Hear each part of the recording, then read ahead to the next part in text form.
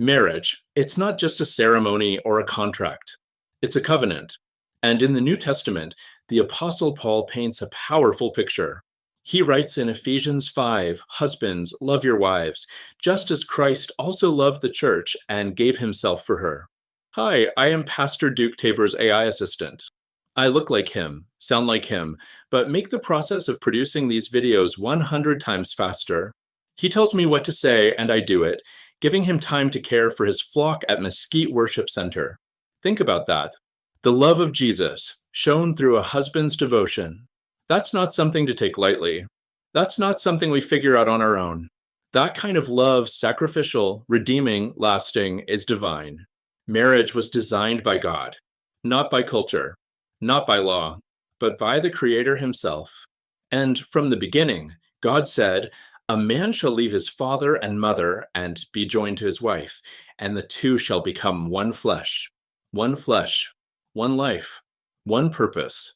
In a world where marriage is being redefined, ridiculed, and sometimes even rejected, it's more important than ever that we return to God's original blueprint. Whether you're married, single, or preparing for that journey, this message matters.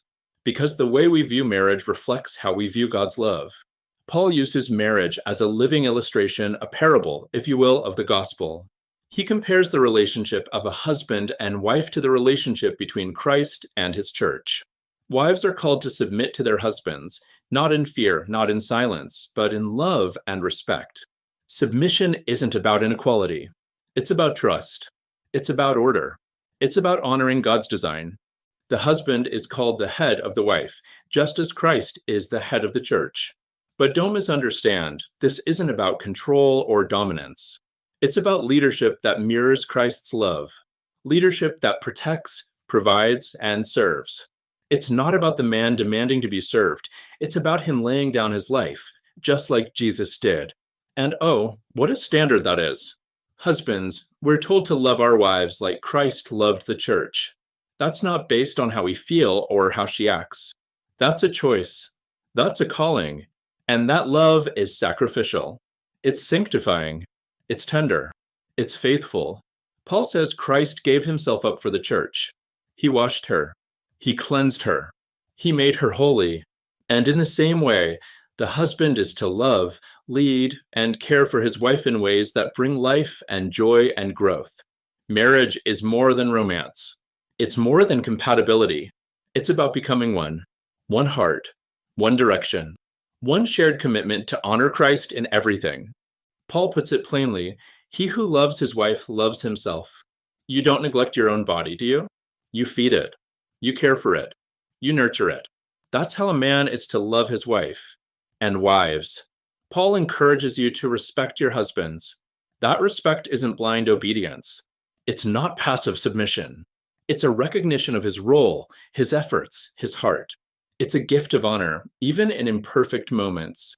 Now listen, this isn't a list of demands. It's an invitation to grace, a portrait of love. And when we live it out, our marriages become a testimony. They preach without words. They reveal the mystery of Christ and his church. Let's not forget, none of this is automatic. Marriage takes work. It takes humility. It takes two people willing to serve each other, forgive each other, and walk through life hand in hand. Husbands, love with sacrifice. Lead with gentleness. Pray with boldness. Serve with joy. Wives, love with trust. Support with strength. Walk in dignity and grace. And for both, make Christ the center. Abide in him. That's where the power comes from. That's where love is renewed.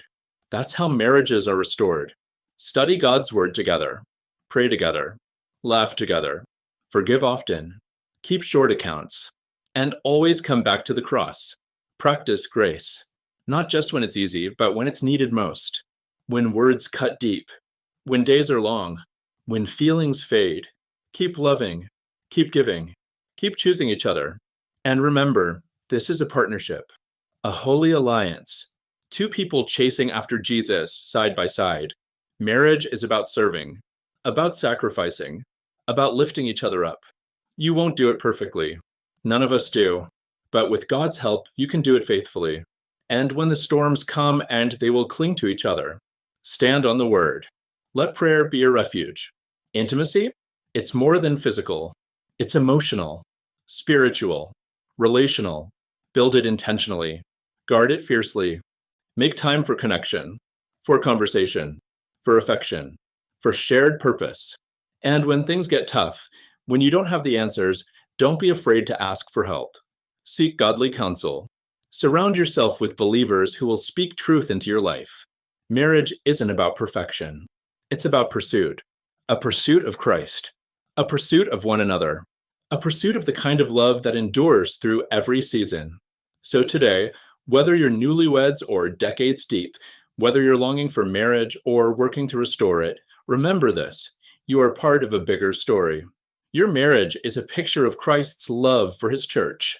Make it count. Let it be filled with grace, saturated in prayer, strengthened by truth. And may your love, flawed and fragile though it may be a reflection of his love, unshakable, unconditional, everlasting. If this message touched your heart, would you share it with someone who needs encouragement in their marriage? And if you'd like more Bible teachings like this, visit us anytime at answeredfaith.com. Until next time, keep Christ at the center. Love with intention. And remember, you are deeply, profoundly, eternally loved by the bridegroom of heaven.